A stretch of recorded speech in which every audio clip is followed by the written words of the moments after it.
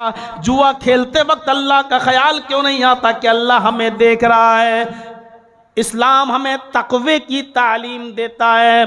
तकवा इंसान को नजात दिला देता है। मेरे भाइयों, आपने बुखारी शरीफ की वो हदीस सुनी होगी और एक नहीं 20 मरतबा अपने उलमा से सुनी होगी कि पहले ज़माने में एक आदमी था, पहले ज़माने में बनी इस्राइल में एक शख्स था जिसने अपने बच्चों को ये वसीयत कर दी थी। देखिए तकवा इंसान को कैसे नजात दिलाता है। उसने ये वसीयत कर दी थी कि मेरे बच्चों, जब मेरा इंतकाल हो जाए, जब मैं मर जाऊं तो मुझे कब्र में दफन मत करना, मेरे जनाजे को मत उठाना, मेरी लाश कब्र में दफन मत करना। उसके बच्चों ने पूछा, वालिद मोहतरम फिर क्या करें आपकी लाश का? तो फरमाया, मेरे बेटो, जब मैं मर जाऊं तो मेरी लाश को अच्छी तरीके से जला देना।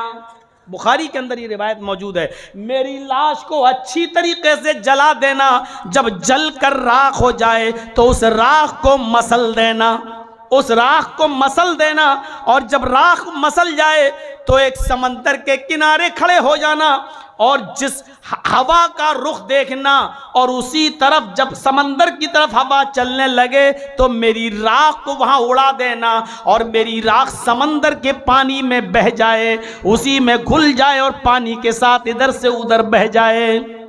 बच्चों ने पूछा, अब्बू वालिद मोहतरम आप ऐसी वसीयत क्यों कर रहे हैं? जवाब दिया, मेरे बेटो, मैं ऐसी वसीयत इसलिए कर रहा हूं क्योंकि मैंने जिंदगी में कोई भी नेक काम नहीं किया, मैंने जिंदगी में सारे बुरे काम किए।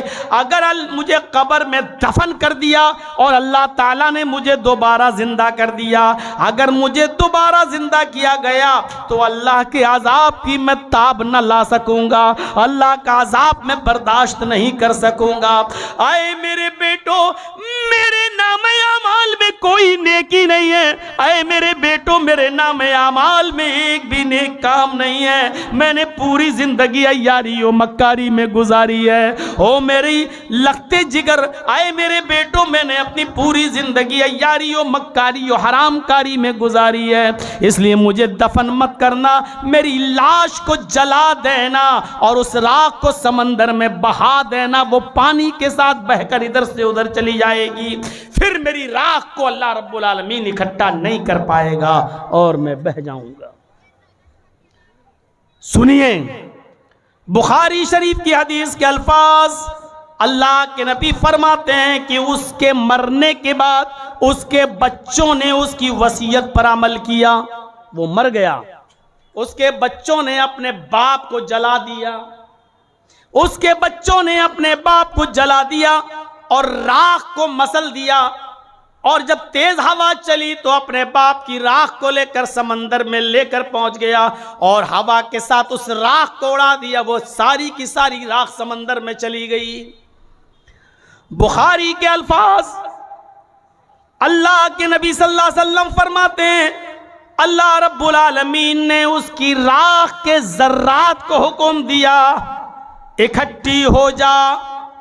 वो सब इकट्ठी हो गई।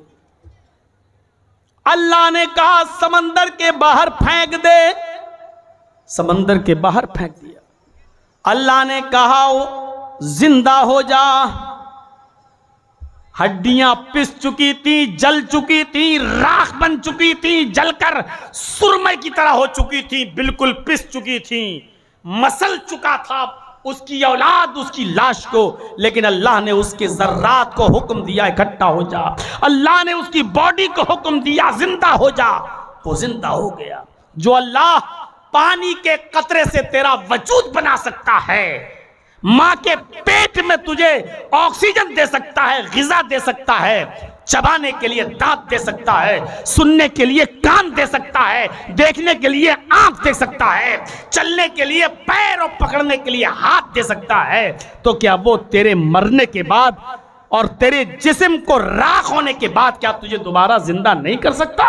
अल्लाह ने हुक्म दिया जिंदा हो जाओ, वो जिंदा हो गया। अल्लाह ने उससे पूछा, तुझे ऐसा करने पर किस चीज ने उभारा है? ऐसा क्यों करने, ऐसा करने के लिए क्यों बोला तू अपनी औलाद को? बोल, ऐसा करने के लिए अपनी औलाद को क्यों बोला? अब मुझे जला देना, मेरी लाश को जलाकर राख कर देना और हवा में उड़ा देना, समंदर में बहा देना, क्यों?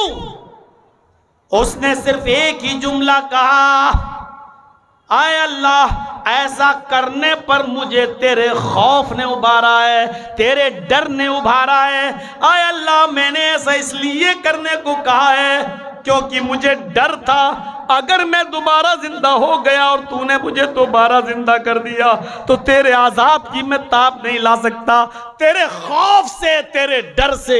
अल्लाह ने फरमाया, आए फरिश्तों, इस आदमी को ऐसा करने पर मेरे खौफ ने मजबूर किया, मेरे खौफ की वजह से, मेरे डर की वजह से, मेरे तकवे की वजह से ऐसा इसने किया।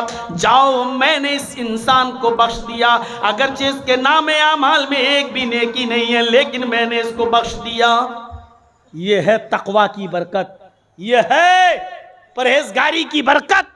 तकवे की बुनियाद पर अल्लाह इंसान को बख्श देता है अगर उसके अंदर अल्लाह का तकवा हो, अल्लाह का खौफ हो। तो हमारे यहां कौन किस मामले में अल्लाह का खौफ